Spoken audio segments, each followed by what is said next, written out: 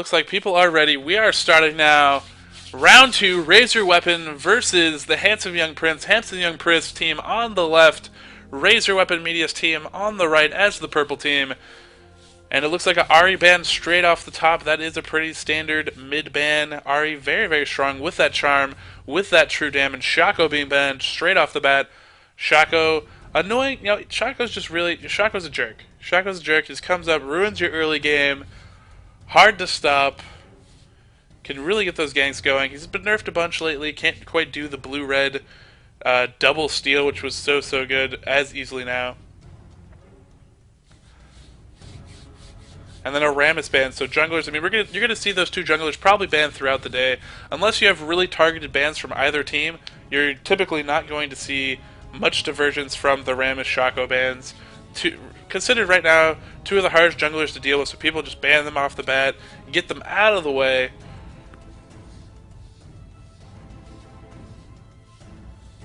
And Skarner ban, so even more junglers we don't want to have to deal with. Again, when teams don't know each other that well, ooh, a Soraka ban, so Soraka probably a targeted ban. If anything, might be focusing into a Sona. They might pick Sona first, which would be smart, so yes. There's the Sona pick early. Zig's a ban. Zig's considered OP as all hell, and so people don't want to have to deal with him. Especially if you get him that blue, he is so spammy, although, you know, he's a little weak at times. I don't feel like he's too overpowered, at least from my experience with him. And even watching high elo teams, I've seen TSM roll him too, and he's not too bad. So I don't know. I'm not completely sold on he's completely OP and out of control, but he is very strong. So don't want to deal with a new character, ban him. Easy, simple, done. Biller gonna pick Sona early, so sustain advantage. That is clearly what's going down here. That's why the Soraka ban you just saw went down. I don't think we'll see a Misfortune from Raise Your Weapon, but it is a typical counter to these sustain lanes. You go Misfortune, you can use her impure shots actually to negate a lot of that healing. So we might see something like that. But who knows? Sona first pick, so there you go. Strategy from the Handsome Young Prince. Ban out sustain healers. Take Sona. Profit? Possibly. We'll have to see. There's the Targ in Targ Vayne. That is a sick lane. Targ Vayne is, I mean, it can be disgusting. I mean, one wrong, out of place movement, you get stunned, you get condemned against the wall. True damage comes in. Shatter on top of that, even increasing damage even more. Becomes a huge problem.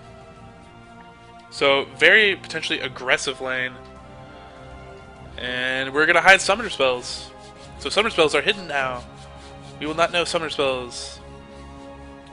So Lee Sin and Graves, you know, again, solid lane. Graves, AP, burstish kind of caster. Not AP, but he is kind of more of like a burst caster type of AD. Looks like he's going to be rocking that cleanse, which is very smart. Possibly. He can always switch it at any time he wants. And Mundo, are we going to... Okay, so... Alright, so Mundo, very strong. I have a feeling I'm getting trolled here. I have actually seen Mundo jungles be played recently by top level teams.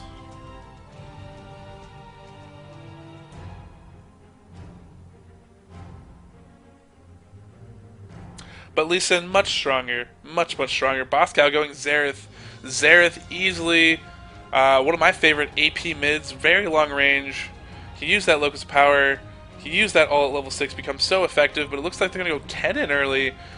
Kennen, this could be a lead-in to a double warded strategy. Might pick an AP or go a different top if they like. Boscow does like his Kennen. Kennen very strong. Highwind's going to go Maokai, so my favorite jungler, Twisted Advance, Arcane Smash, lots of slow, lots of CC, early ganking potential, very strong, and can also scout with those saplings.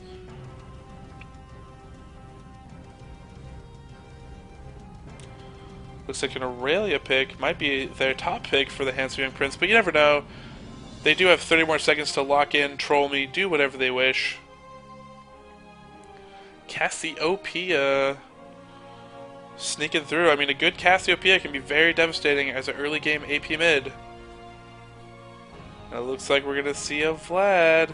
So what were two bans from Icons of Valor in round 1 might be seeing it play in this.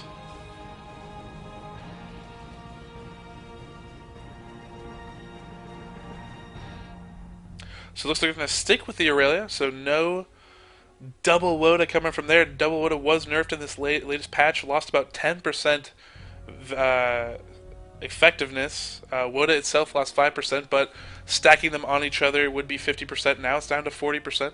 Although you can make that up if you decide to go some extra spell vamp with your runes and masteries. So still potential there.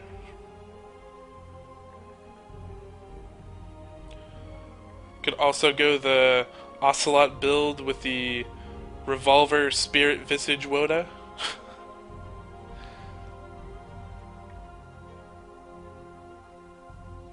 Contemplating an Udyr top. Now, there's so much CC from Razor Weapon right now.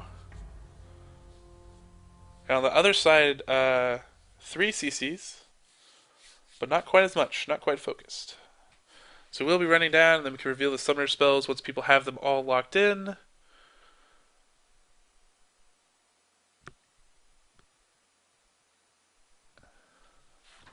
Just waiting for the final countdown. Players can switch around their abilities, summoner spells, whatever they want. You know, really a pick I don't usually see top. I mean, she's still so solid up there, but there's been a big switch towards a lot of other characters lately, so should be interesting. She can be really strong once she hits that Trinity Force. Look out! Has true damage, has all the sustainability. What I actually like to see top a lot actually is Rumble. Rumble top is very very strong, and he doesn't get banned. So Rumble players rejoice, rejoice, for you are not banned out, and you can play Rumble as much as you want and be a big huge bully up there. And good for the double Woda strat, but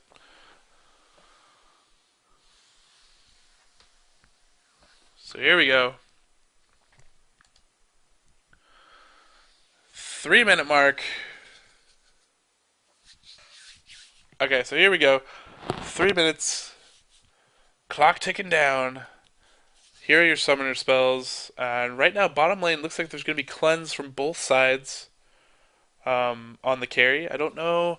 I don't know if Vayne necessarily needs it. I mean, she can use it, but I don't think there's quite enough CC that I'd be too worried about it from the other team.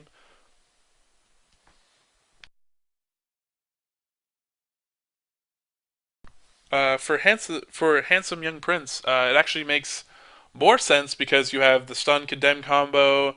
You have Maokai coming out of the jungle. That's 3 stuns that you have to contend with. Having a cleanse just to dodge one and basically break out of the chain of stuns could be very very effective. And later on in team fights, obviously being able to get out of a lot of these stuns will be very valuable. So the gank potential in all the Lancer Razor weapons is going to be out of control going forward. So Handsome Young Prince have to play very, very safe. Got to play very, very solid, and not get caught because that snowball advantage will become really, really crazy as we move forward. I'm really interested to see how Boscow does mid against Cassiopeia.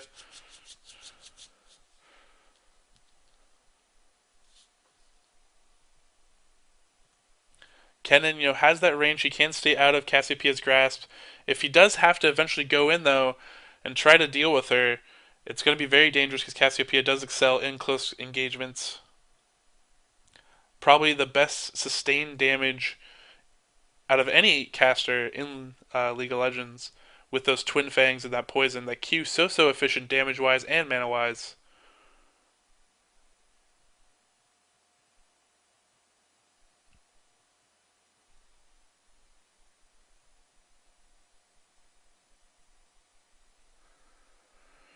Senpai Party finally in their game, finally advanced. They will be going against Masturbators. Triumphant Rise versus ATT NS underway, and Icons of Vanity is playing against Team Too Fat. So, if I had to guess what it'll look like after this round, we can all check and see. But I'm gonna guess Icons of Vanity will move on against Senpai Party, and I will guess that Triumphant Rice will move on against Razor Weapon. That would be my guess. Now let's see how many of them I'm right.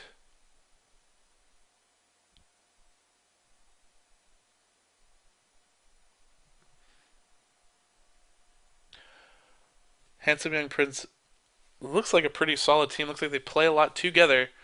So this game should be very, very good. I am excited to see this.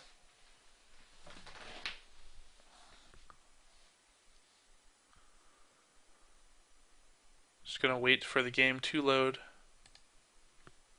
at this point. And voila! So if you have not had a chance yet, go to our Facebook at facebook.com/Raiseyourweaponmedia. Like us. Also hit up our YouTube at youtube.com/Raiseyourweaponmedia. Our Twitter at RyWmedia.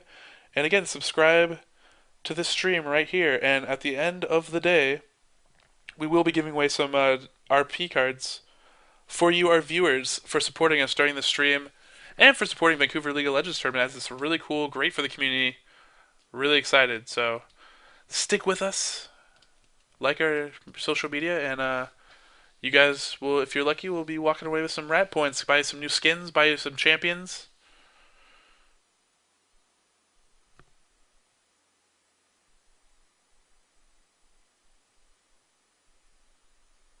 There's actually a subscribe button actually down below. I believe it's in the right corner. I'm not quite sure. But there is a subscribe button on Twitch.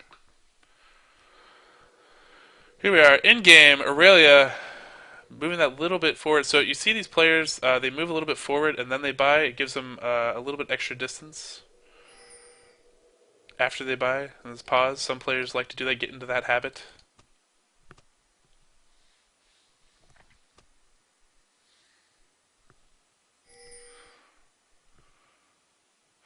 Looks like Razor weapons spreading out on the map. Welcome to Summoner's Rift.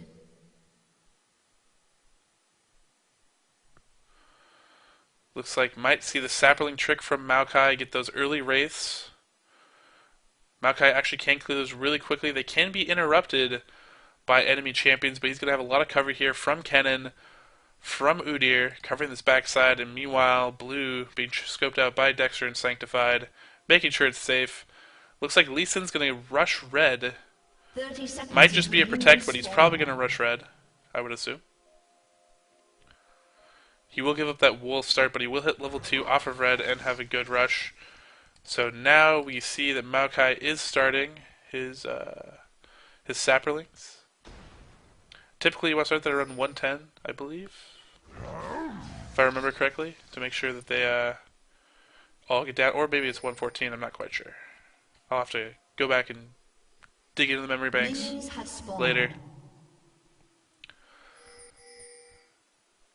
So he should only need like one hit onto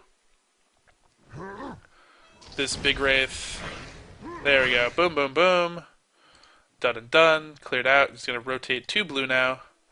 He's going to get a heavy leash onto blue, and it looks like Udyr's actually going to get help onto these golems up here from Kennen. So this is actually pretty advanced. So what blue does bottom, purple's actually doing there. So they're doing a pull onto red. It looks like red reset a little bit or something there. And will we see a golem trick? We're not going to see a golem trick from blue. So Lee Sin early red might try to sneak up into the jungle. Very smart early ward. They're going to see Lee Sin going in here for so Sanctified. Very high level play from Razor Weapon. Very smart stuff. Really thinking this out, and they know Lee Sin is here, so they're going to be able to be prepared for this sneak attack from Rosa Killer. They should know this is going down. So early stun, that's a little bit dangerous. They should know that Lee Sin is here. Early ward going down. Lee Sin can see this to possibly land that. They should know Lee Sin is here, and they know that a ward is here. Sanctified just outside of that range. He knows that he's here. So this is very smart, actually. Trying to bait out that Q, and really they're just wasting Lee Sin's time. They know he's here, and now Highwind coming down from behind. Think about maybe sneaking in to try to back this up, but I don't know if that's the best idea. I think it would be better if Highwind just kept farming. And there's Lee Sin, missing his Sonic Wave. And he will back out. So Highwind kind of wasting his time. I mean, they knew Lee Sin was down there. I would have just kept wasting his time and had Highwind maybe counter jungle even. And oh, meanwhile, First Blood mid against Kennen. Hyzar, and that you got to be so careful with those exchanges with Cassiopeia. That is so unfortunate. That's not going to be good for Razor Weapon. Cassiopeia with an advantage, especially when she's going to get blue here probably shortly. After Lee Sin makes his round up and she runs back to lane, we might see another blue. So That is not good for Razor Weapon. It looks like Matt's already going to go back top. He's pushed up this lane. While bottom just going to trade back and forth. Maybe try to pop that cleanse early from Graves. They can take advantage of him later. Lee Sin clearing out this jungle camp. Doesn't need mana.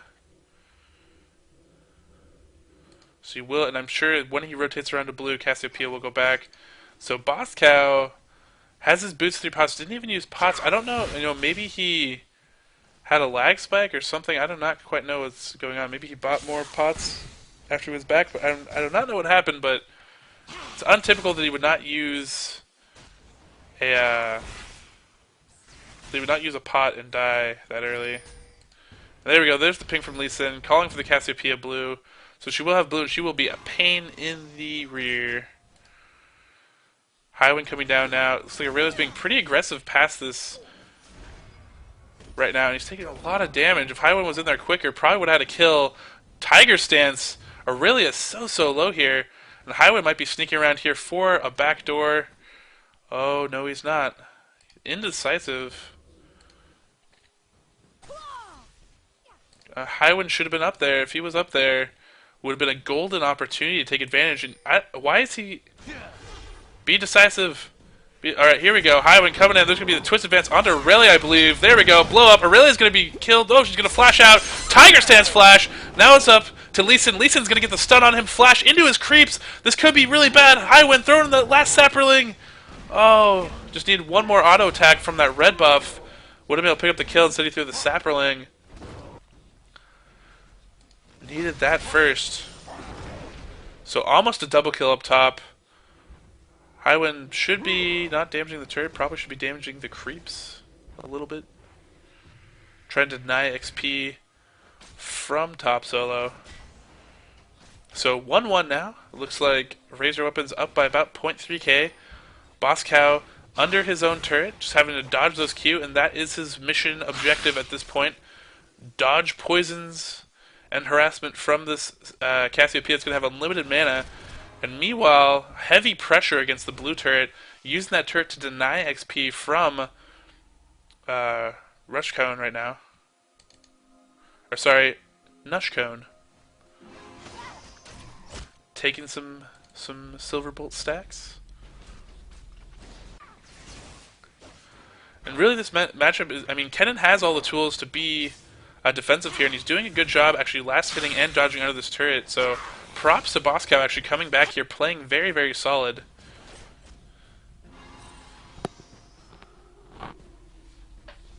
And right now 45 CS versus Ken's 33, so I mean obviously a blue buff Cassiopeia is going to be able to push the lane and get a lot of CS that way, so she should have the advantage with that kill. Meanwhile 48 CS to 40 CS bottom, so Vayne getting a little bit better of it right now. It looks like they're focusing on the support. Now that's actually pretty smart. And if you can focus on the support, then we should see a cleanse. No, we will not see a condemn. Locked against the wall. Graves does have that cleanse, although he doesn't use it. He gets saving it, playing safe. Lee Sin thinking about ganking up towards top, but I mean Boskow's pinned against this turret, just staying safe this entire time. Udyr getting pressed really hard against his turret. I have to see some good last hitting here, so we get 1 out of 2. Not doing so hot here. There we go. Picking more up here. There we go. Ult on the Cassiopeia. They're going to trade mid. Both are going to go down. Not exactly what they wanted to. You know, that is a danger when you go in there. Both level 6. That is my bad. I will pay more attention to that. I'll get you the kills. I'll get you the kills. Bad me. I am so casting typically. I do dual cast. But today I'm all by myself because my co-caster is actually playing high when you see him as the jungler here, Maokai. We're really up top. Trading a lot of good warding by Raise Your Weapon here. Lee Sin in jungle, they do in the brush here. They do not know he's here. This could be really bad for Sanctified if he gets caught. Baiting in there. There's going to be the cripple the Tempest to the cripple. Huge burst going on Sanctified, but he's going to be able to get out of this. Vayne had a condemn for him. It could have been death, spell death for oh, there we go. Jump onto him. Sonic Wave, stun going down, protecting Vayne, getting out of that buckshot.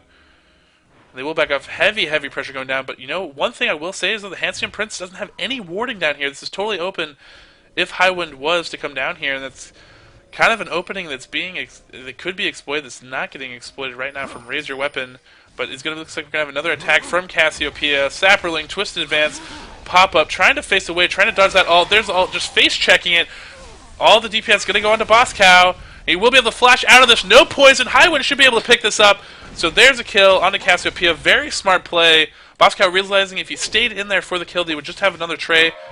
So now another advantage for Boss Cow moving forward, and that is the droid play of the game, sponsored by Verizon Wireless. Actually, I just made that up. That was my phone going droid. But, you know, sometimes